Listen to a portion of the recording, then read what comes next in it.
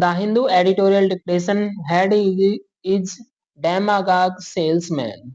Donald Trump will need more than words to alter the battleground realities. So get ready, start.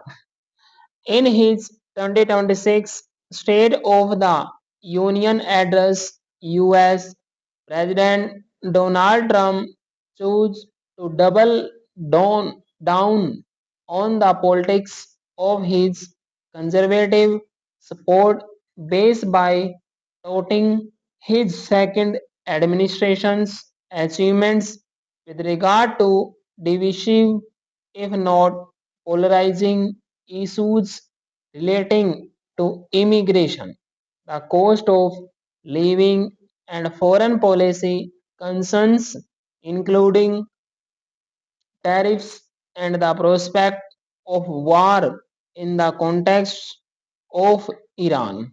The speech itself comes at a fraught moment for the Trump White House days after the US Supreme Court struck down its use of the International Emergency Economic Powers Act to slum a broad swathe of trading partners, including India, with punitive tariffs.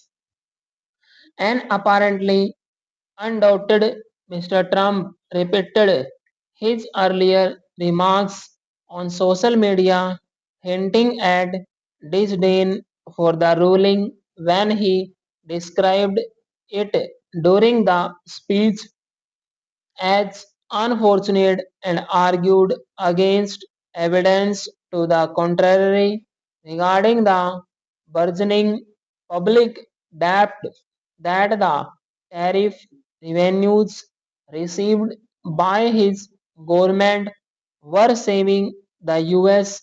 Similarly, he neatly avoided alluding to the two Americans killed in ICE raids in Minneapolis or the agency's other heavy handed actions targeting criminal aliens and drug lords.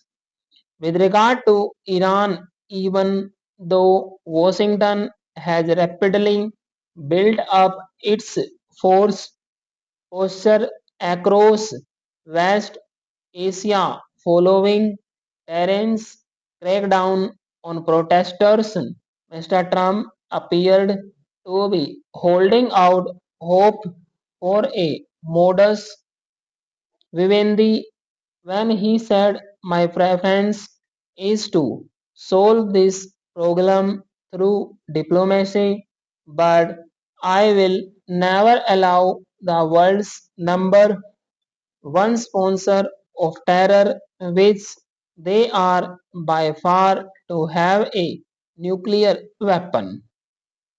If Mr. Trump's remarks in Congress sounded self congratulatory, that might have been because they echoed a well rehearsed campaign speech ahead of the critical midterm elections.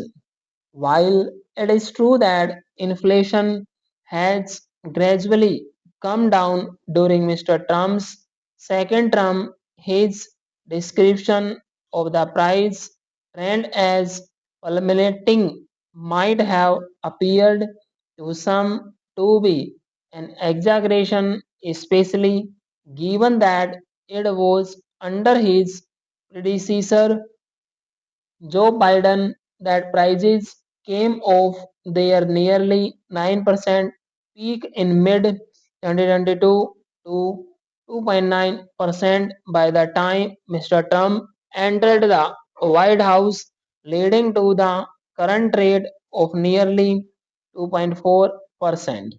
More concerningly for the White House and Republican lawmakers' opinion, polls suggest that most Americans are dissatisfied coincided with the tariff policy and its cost escalating pressure on the economy with the design and implementation of the current immigration policy and with the perceived involvement of Mr. Trump in the Epstein scandal. While an upbeat address to a joint session of Congress might galvanize the faithful, it will take more than words to alter the battleground realities faced by the common people, and they tend to express their frustrations in this context at the ballot box. Stop.